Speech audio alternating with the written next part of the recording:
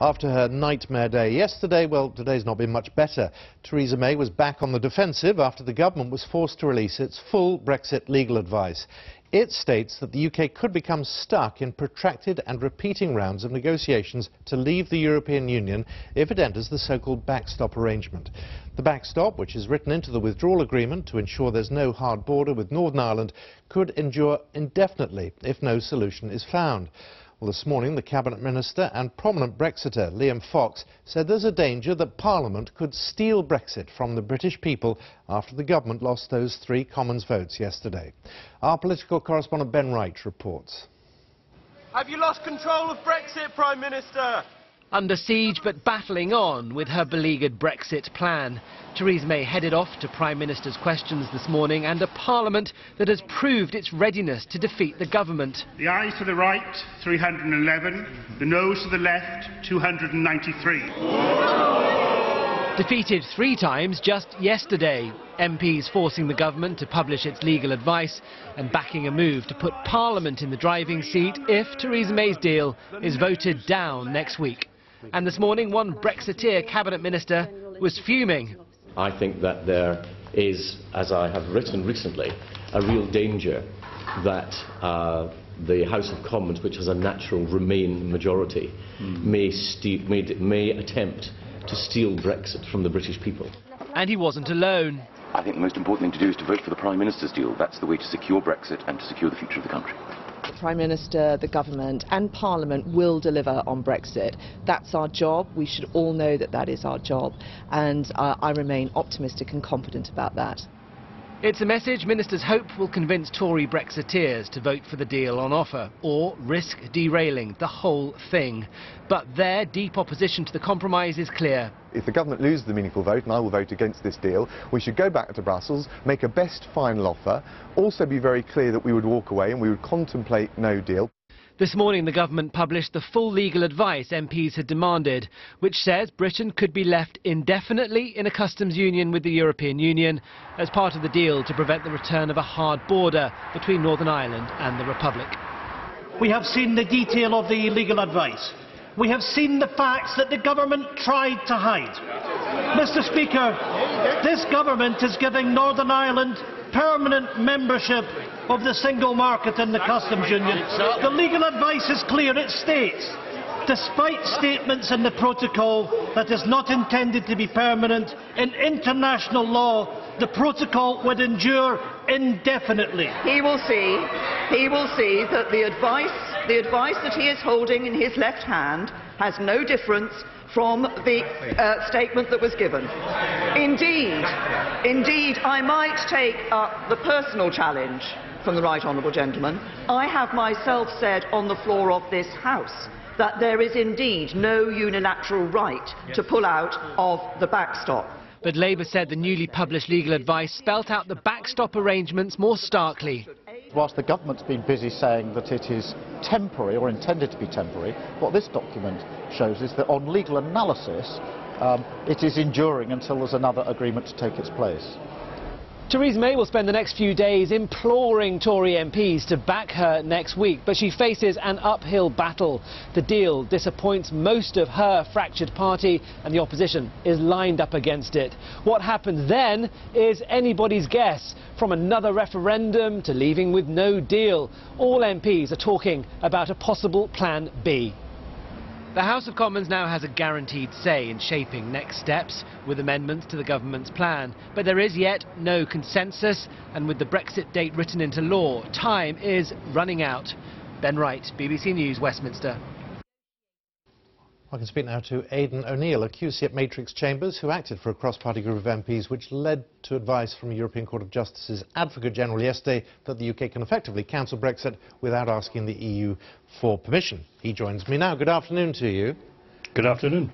First of all, the legal advice that was published this morning, one of the reasons the government gave for not wanting to give it out was issues of national security and things like that. There doesn't seem to be any danger of that, having seen it. Yes, I don't think it's so much national security so much as the idea that the government generally, with legal advice, it likes to control the message and, as it were, to spin what might be said or not. And all that's happened is that they've been forced to reveal the legal advice in its full and unspun form. Are there any surprises in it as far as you're concerned? No, the statement from the Attorney General yesterday, as one would expect, it mirrors what the legal advice, the formal legal advice he's given. It's a legal advice is done in plainer and perhaps more starker terms than a general statement might be, but in substance I can't see any difference at all. And I wouldn't expect there to be the Attorney General, clearly as the leader of the bar and as a responsible law officer answerable to the Commons. Parliament generally would make sure that there was no deviation between what he said to Parliament yesterday and what he said to ministers before. Right. Now, in terms of the ECJ Advocate General's advice yesterday, and it is just advice, but it's never different when it comes through the process, basically saying if the UK wants to drop Article 50 at any point, it can. Yes, it is, as you say, an opinion, an advisory opinion. The judgment of the court, the full court of the Court of Justice, it's 27 judges, will be forthcoming. We've yet to hear when. But yes, his position was that the UK can leave in accordance, can withdraw its revocation in accordance with its constitutional requirements. It's entirely up to it. It's a unilateral decision. Just as it's a unilateral decision to decide to leave from the EU, within the 2 years that we have, we can revoke that withdrawal. So one thing that we don't seem to be getting in any Brexit discussions this side of the channel, that's absolute clarity. We now seem to have a number of options, don't we? Yes, there are a number of options. As one says, there is the withdrawal agreement, which has been concluded in principle. There is the idea of simply doing nothing and then crashing out automatically by operation of the treaties. But there is now this clear third option of simply, as it were, calling the whole thing off.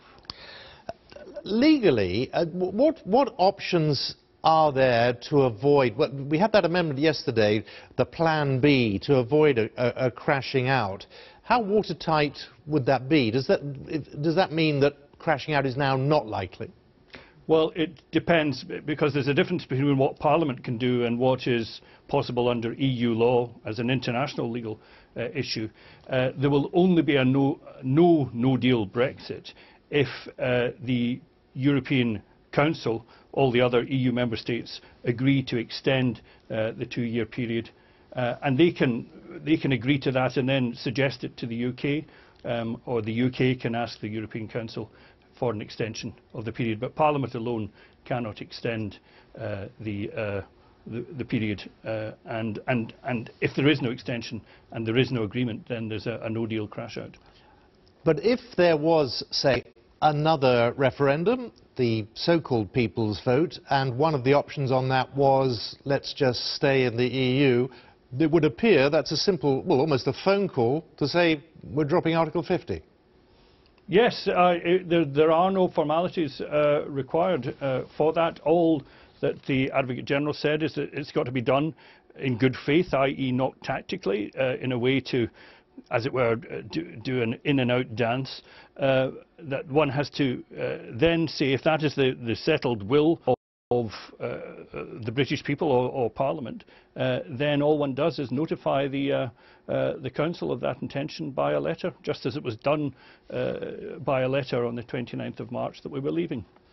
Aidan O'Neill, QC, thank you so much for your time. Good. Not at all. Thank you. Now, the Home Secretary, Sajid Javid, has been on his feet in the Commons in the past hour, talking about how security and immigration might be impacted by the Brexit withdrawal agreement. But it was on the issue of the Northern Ireland backstop where he faced his toughest questions, including 2 interventions from DUP MPs. Mr. Javid said the government is listening to those dissenting voices. It is important to listen to all voices, and I think again it points to, whilst this is an arrangement, it's right that we look and continue to explore to see whether there are other arrangements as well that can lead to a more permanent and more easily acceptable outcome. Well, as I was saying, the focus of today's debate is immigration and security, and during her speech, the Shadow Home Secretary Diane Abbott said there's no guarantee in this deal that security cooperation between the UK and the EU won't deteriorate. At best, you can say it is a blindfold Brexit on security, but at worst, it may be leading us off a cliff on security matters. Ministers insist that the deal that is being put before this House will offer us better arrangements than any other third country. I put it to ministers, that is not the point. The point is not, are they better arrangements than other third countries? The point is, will they give us the same assurances on security and fighting crime that we currently have? Well, let's go to Westminster, join our chief political correspondent Vicky Young, and Diane Abbott using the phrase taking us off a cliff. Yeah, well, the second day of Cabinet Ministers trying to persuade their colleagues to pass this deal next Tuesday. There doesn't seem to be a huge movement of MPs who have changed their minds on all of this. But let's explore it a bit more. I'm joined by the Conservative John Whittingdale and for the SNP Stephen Gethens. First of all, what could the government do to persuade you to back this deal?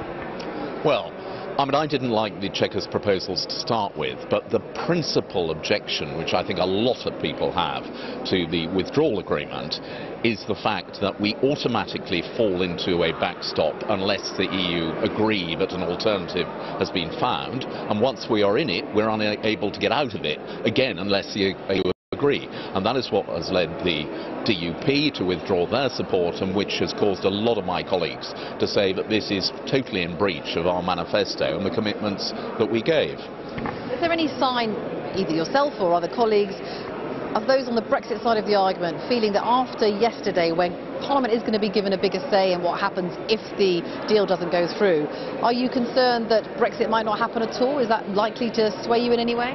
Well, Brexit is written into the law. We passed that in the European Union withdrawal bill, and that states clearly we leave on the 29th of March. In order for that not to happen, Parliament would have to repeal it. It would need legislation to do it, not the Dominic Grieve amendment. It would actually require a repeal of the existing law. And I don't accept the government's view that it's this deal or no deal. I believe there is an alternative, but which we haven't really ever tried to achieve, or at least we didn't until after David Davis and Boris Johnson both resigned, because they could see that deal, and that was the reason they left. Stephen Gethens, the SNP, explain to me why yesterday makes any difference in the sense of Parliament taking more control, because John's right, isn't he? This is in law, we're leaving, and if we don't have a deal, then we have no deal. Well, where John and I will find some common ground is that this deal is not the answer to the whatever question it is that is being posed. But we're in a Parliament of minorities. In a Parliament of minorities, there is a responsibility for MPs to reach out across political divides, try and find common ground, especially when you're faced with that cliff-edge Brexit. Now, for 2 years, the government have been disregarding negotiating with anybody else apart from some of their backbenchers in the DUP. Now, that is not terribly representative, certainly of Scotland, but also of other parts of the United Kingdom as well.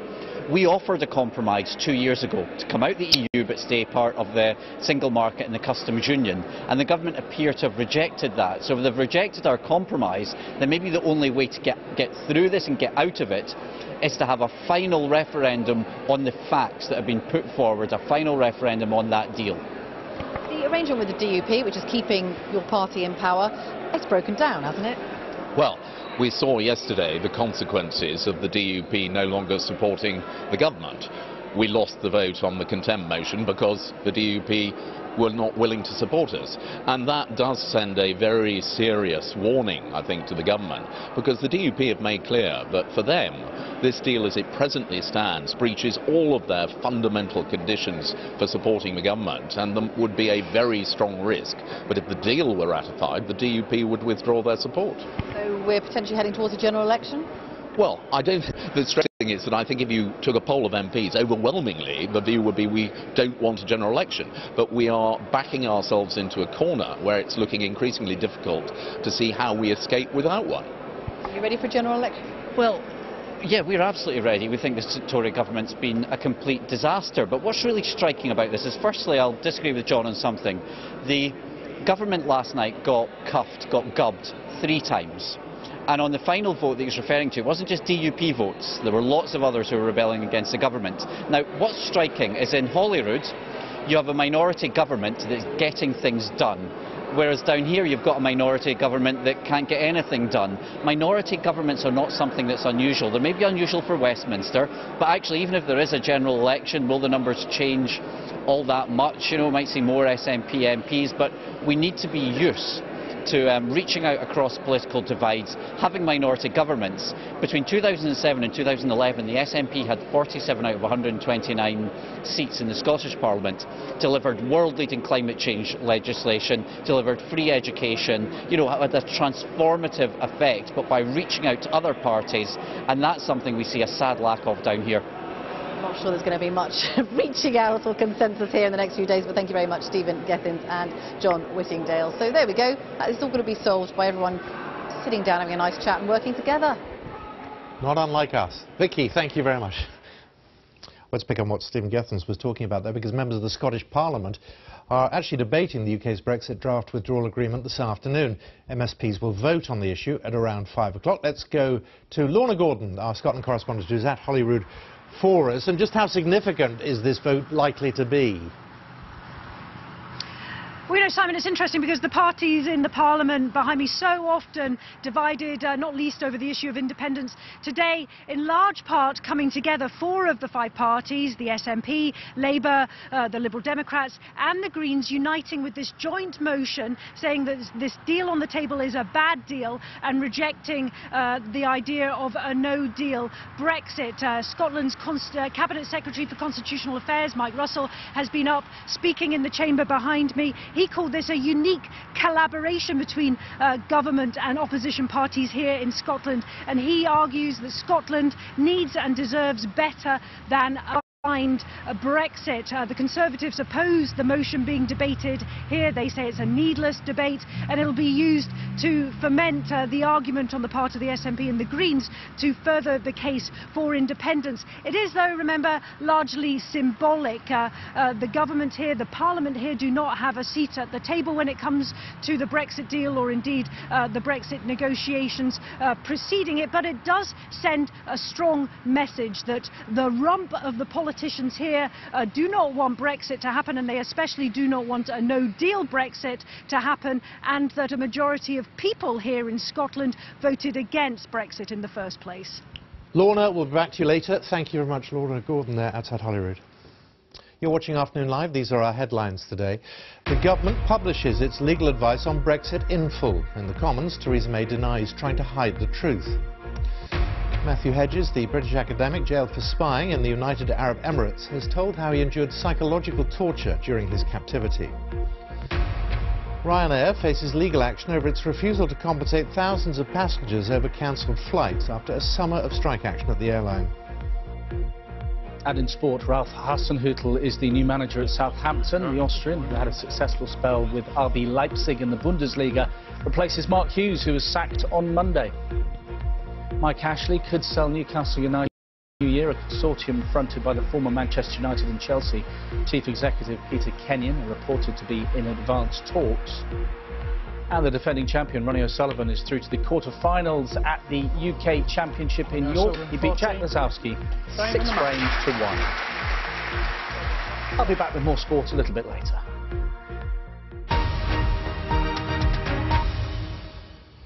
Now, world leaders are gathering in Washington to pay their respects at the state funeral of the former President George H.W. Bush. His body's been lying in state at the US Capitol, and the funeral will take place at the National Cathedral shortly. The live pictures coming in as the final arrivals marked by the arrival of his son, the ex-president, of course, George W. Bush, who will be delivering one of the eulogies at this service. Other presidents, including President Donald Trump, his predecessors Barack Obama, Bill Clinton and Jimmy Carter, also scheduled to attend the service. This the scene at the Capitol. We can bring in our US correspondent Gary O'Donoghue. And Gary, this is a state event, and a number of world leaders, as we were saying, arriving from all over the world. Yeah, it is. It's the full pomp of the American state on display here today, as you would expect for a former president. 5 living presidents will be attending, and a number of people from around the world, heads of state. Angela Merkel is coming from Germany. Prince Charles will be there representing the Queen. Others, like the King of Jordan, will also be there. And they will listen to, as you said, the former President George W. Bush deliver the main eulogy. And he'll be speaking, of course, not just as a former president, but because also son of the 41st president. And that would be, I think, a very poignant moment for the nation, where he tries to, in a sense, balance those two duties as both former president and son in that extraordinary moment that we'll see in the next hour or so. You'll see on display, as you can hear, the various branches of the US military playing those well-rehearsed and familiar tunes that they do on these occasions.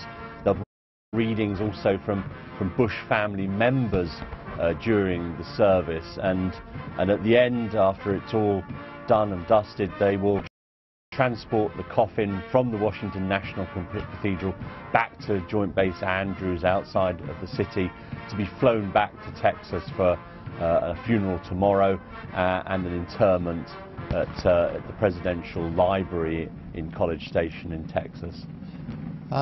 The current president, Donald Trump, has tweeted in the last half hour. He said, looking forward to being with the Bush family. This is not a funeral. This is a day of celebration for a great man who's led a long and distinguished life. He will be missed. From a man these two didn't necessarily see eye to eye. No, indeed. I mean, we know from a biography, that's probably the most authoritative biography of Bush Sr., that he didn't vote for Donald Trump in the election. He voted for Hillary Clinton, we're told by his biographer. There was a lot of animosity between the Trump family and the Bushes. We know that indeed, and on the campaign trail, Donald Trump really took issue with, made fun in many ways of George Bush Sr., particularly of his sort of 1,000 points of light speech that the former president had made back during his campaigning days. So, and they represent, of course, two very, very different branches of the Republican Party. Donald Trump very much a sort of an insurgent, a man who's taken over the Republican Party, turned it in many ways into his own image. George Bush Sr., of course, representing a much more old-style, patrician, more conciliatory, more bipartisan form of republicanism that held sway really until, I guess, until the late 80s and the early 90s. Things had already begun to change under him. Ronald Reagan had seen to that, and even an earlier generation, people like Barry Goldwater had tried to do something similar with moving the Republican Party right. But really towards the end of George Bush Sr., there was a definite shift to the right, evangelical influence, and then of course when Bill Clinton became president, the ascendancy of people like Newt Gingrich, and a real push to the right by the Republican Party. George Bush Sr. Wouldn't sit easily in the Republican Party of today, certainly. Gary, let's just join the ceremony because the body is being moved. Let's just listen in for a moment.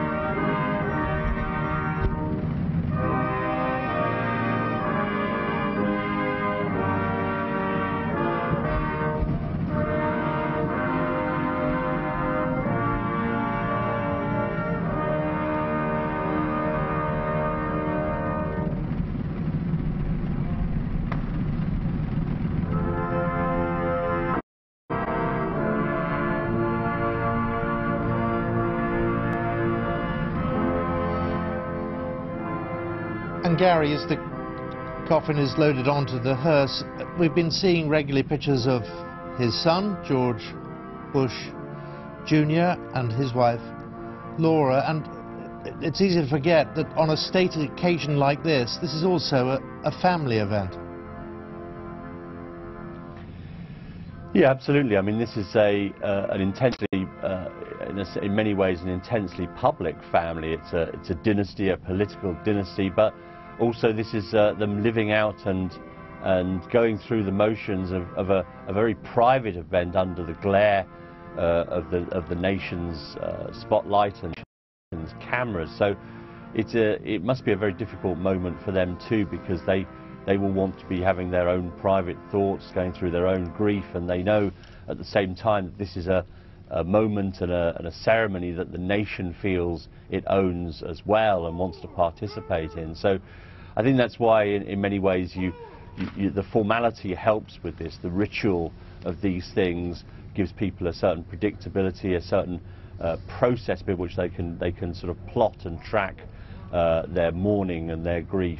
And then they will get their moment, their real private moment, tomorrow in Texas at a private ceremony and the private burial, and that will be something obviously that they will cherish very much. But very much today, this is in many ways the nation's moment to mark the passing of their 41st president, to remember his achievements, to also of course think about some of the things he was criticised for, and in some ways one of the rarities in the modern era, a president who didn't make a second term in office, but also someone who presided over some very key moments in the nation's history. You think about the end of the Cold War. He was president when the Berlin Wall came down. He oversaw that process and encouraged that process of then German reunification, and of course the end of the Gulf War, the Gulf War in that process, and the end of the Cold War in general through his presidency. So some really momentous periods in 20th century history were there and in front of him under his stewardship. Thank you very much, Gary. And what we'll do now is we'll join my colleague Katty Kay for special coverage, continuing coverage of the funeral of the former US President George H.W. Bush.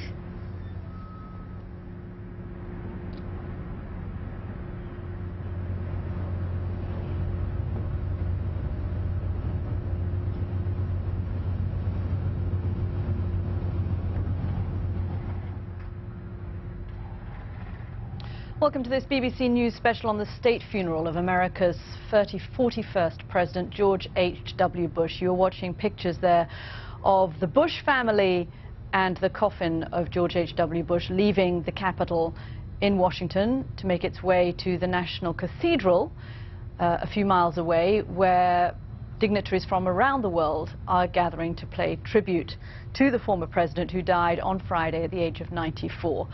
For the past 2 days, his body has been lying in state there at the US Capitol. We're waiting for the coffin now to leave. There will be a state funeral being held at the National Cathedral. That begins in about half an hour's time. We will bring you live coverage, of course, of that funeral and of events leading up to it. We have the BBC's Nick Bryant, who is at the National Cathedral for us, watching these images, Nick, of George H.W. Bush, his body and the coffin and the family, the entire Bush family leaving. There is Laura Bush, you can see her through the window of that car. The former First Lady, of course, the wife of George W. Bush, the 43rd President of the United States. George H.W. Bush and George W. Bush were one of only 2 pairs of fathers and sons to be presidents of the United States. The only other pair was John Adams and John Quincy Adams. That was shortly after the American War of Independence. And all of the Bush family will be at the cathedral for the service, along with former President Barack Obama, former President Bill Clinton, former President Jimmy Carter, and as well the current president, of course, Donald Trump. There you can see Al Gore, former Vice President, with former President Bill Clinton at the National Cathedral. They are waiting for the coffin to arrive and for the funeral to start. And Nick Bryant, it occurs to me, watching these images, for a younger generation around the world who are watching this funeral of George H.W. Bush, that as much as anything, we are watching a moment of history here, and a different time, not just here in the United States, but a different time around the world as well. This is like seeing history books come alive, isn't it? All the figures that we read about in history are present here at the National Cathedral. And Cathy, they are saying farewell to the last president of America's greatest generation, that World War II generation. He served, of course, as a naval pilot in the Pacific. He was shot down by the Japanese. And so many of that generation came back home and served in politics and brought to politics a sense of patriotic bipartisanship that is perhaps missing today. This sense that political opponents weren't your enemies, they were your rivals, and that you could work together for the national good, something, again, that is lacking today. Now, there are some that will see this as the end of an era, that we're saying goodbye to the late president today. But in many ways, Cathy, that era ended 25 years ago with that generational shift from that World War II generation represented by George Herbert Walker Bush to younger figures like Bill Clinton, like Newt Gingrich, who are more overtly partisan, whose politics was much tougher and whose politics was less consensual. But for now, that rare thing in American national life these days, a moment when America is trying at least to remember what unites it more than what divides it. And the late president was very determined on this point, that he wanted Donald Trump to be in attendance, that he wanted, obviously, all the living presidents to be in attendance. And three of them, of course, were Democrats: Barack Obama, Jimmy Carter, and the man who beat him in the 1992 election, Bill Clinton. And Nick, we can see the crowds there of people outside the Capitol, outside the National Cathedral, the coffin there, flag draped in parting from the Capitol on its way to the Cathedral. And if you look inside at the people who are in attendance, not just former American presidents, but look at the list of people who have come from all over the world. Prince Charles is there, the Prince of Wales, Angela Merkel is there, the German Chancellor Lech Wałęsa is also coming, the former Polish president as well. John Major, the former British Prime Minister, is there with his wife as well. For so many former leaders around the world, this was such a critical moment. 1989 to 1993, the period in which George H.W. Bush was president, saw the end of the Cold War, the reunification of Germany, the coalition to oust Saddam Hussein from Kuwait. It was a historic time in global affairs, particularly for all of these European leaders with whom he worked so closely to bring about a massive transition on the continent of Europe and around the world. George Herbert Walker Bush will be remembered, and is being remembered, as one of our foreign policy presidents. It was by no means inevitable that the Cold War would come to a peaceful end. But George Herbert Walker Bush did so much to engineer it. He was criticised at the time, Cathy, for not celebrating victory in the Cold War.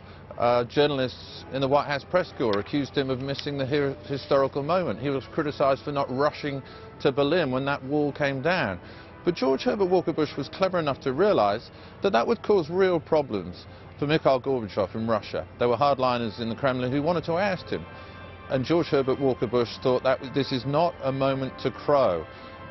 Similar response in the aftermath of the Gulf War. Remember, he assembled an international coalition of 35 countries. He went to the United Nations and got the Security Council to authorize that war. He got a war authorization vote in Congress after the midterm elections in 1990 rather than before, because he didn't want to politicize Operation Desert Storm. And in his aftermath again, he was invited to attend a victory parade in New York City, but he said that ticker tape adulation should be for the men and women who fought in that war rather than their commander-in-chief. He was a very modest man. He was a very clever man when it came to foreign affairs, and rightly he is being remembered as one of the world's great statesmen of the Cold War era.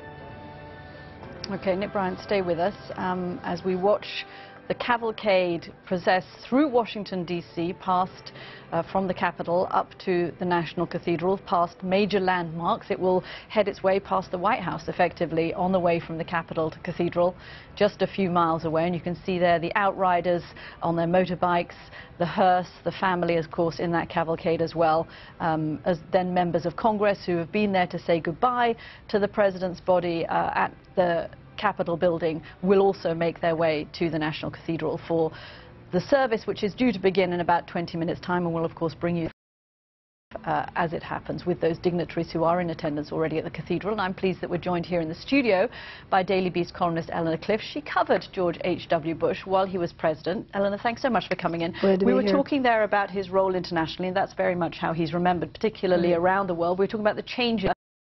Let's talk a little bit about George H.W. Bush himself. You covered him. What was he like as a man? Well, he was so understated that he sometimes would get lost in history between his predecessor, Ronald Reagan, who was such a towering figure, and then his successor, Bill Clinton, who had such camaraderie with the American people. George H.W. Bush was a patrician, went to the finest private schools, tried to remake himself as an oil man. He moved to Texas and learned to like pork rinds so he could be one of the people. And he had an awkwardness about him, an awkwardness, though, that suggested his authenticity. He once spoke at a rally in New Hampshire, and he had a card before him, and it said, "Message, I care," which was what the speechwriters had given to him to craft his words, and he read directly from the piece of paper.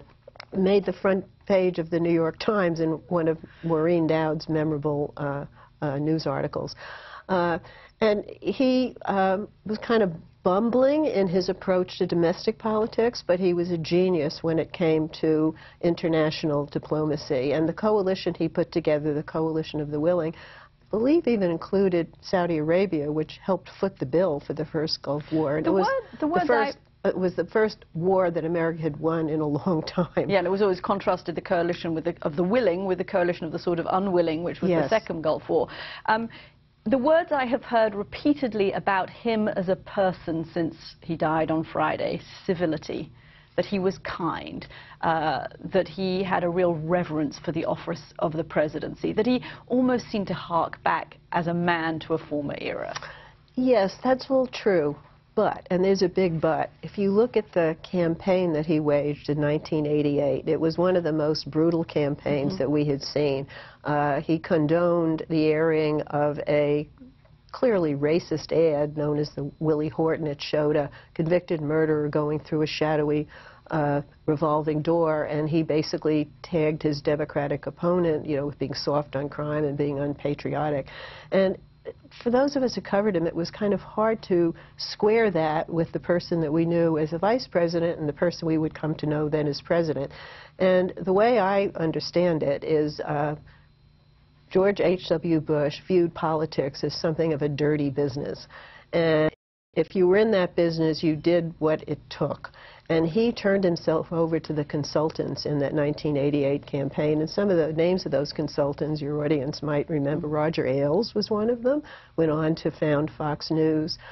Roger Stone now making headlines in connection with the Russian investigation. Lee Atwater, who would later apologize to Michael Dukakis. And so when the Democratic candidate in that race. That's right. Now, when President Bush gave his address in January of 1989, he promised a kinder and gentler presidency. And people thought that was a swipe at his predecessor, Ronald Reagan, but I think it was his effort that he was going to turn over a clean slate as president. And he governed with great dignity and fairness, and the campaigning Bush was left behind. Governed with great dignity and fairness, and of course had a huge impact around the world. Joining us also is Carl Wills. He's the chief Washington correspondent for the New York Times, who covered the former president. Carl, you have a lovely memory of covering George H.W. Bush when he came down to Florida. You were a rookie reporter at the time. What was your first memory of the man who would become the 41st president of the United States? Actually, you know, it's funny, but I was struck by how tall he was, and Eleanor might remember this. He was very tall. People always thought Reagan was this tall, And Bush was actually taller than him. And it struck me, you know, he just had this sophisticated level of politics.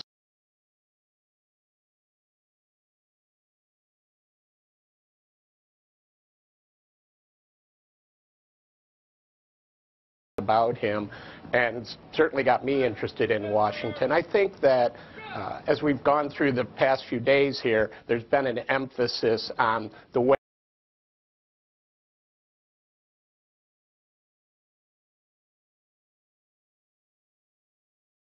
he governed and the way he was able to work with other people, and he put partisanship aside. And that's kind of what we're doing here today in Washington and across the country.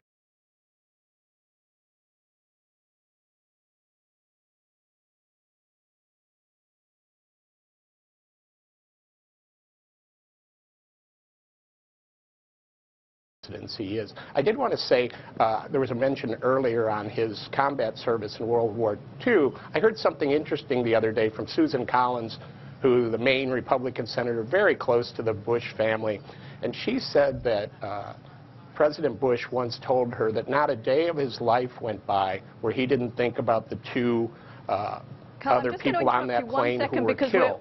Carl, 1 second. I just want to interrupt you because we're seeing the pictures of the body of the 41st president there driving past the White House here in Washington, D.C. And there you go. The man who used to occupy that building now taking his last ride past it.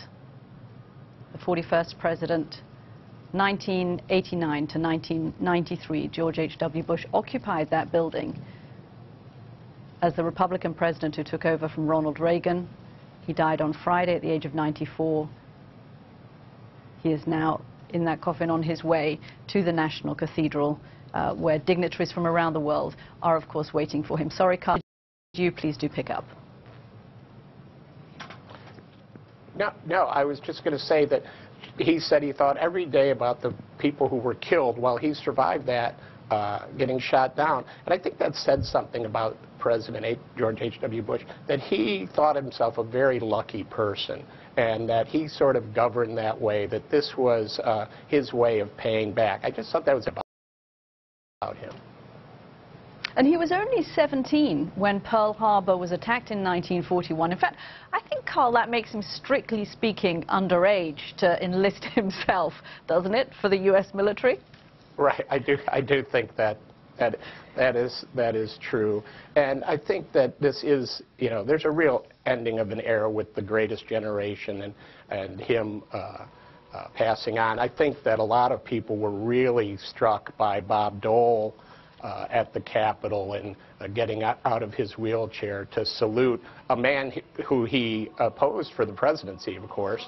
And I think that speaks about how people can come together here. But it is a moment where that World War II generation is moving on. Carl, thank you very much. Nick Bryant, I just want to tell you that the picture that we are looking at the moment, Barack Obama, Michelle Obama, Bill Clinton, Hillary Clinton, Jimmy Carter and his wife, who I think is just off screen there as well. The real pantheon of American dignitaries and American leadership, but also of global leadership that has come to pay tribute, as we've been saying for the last few minutes, of a passing not just of an era, but of a generation, the generation that served in the Second World War. George H.W. Bush, the last president to have served in the military, to also become president of the United States.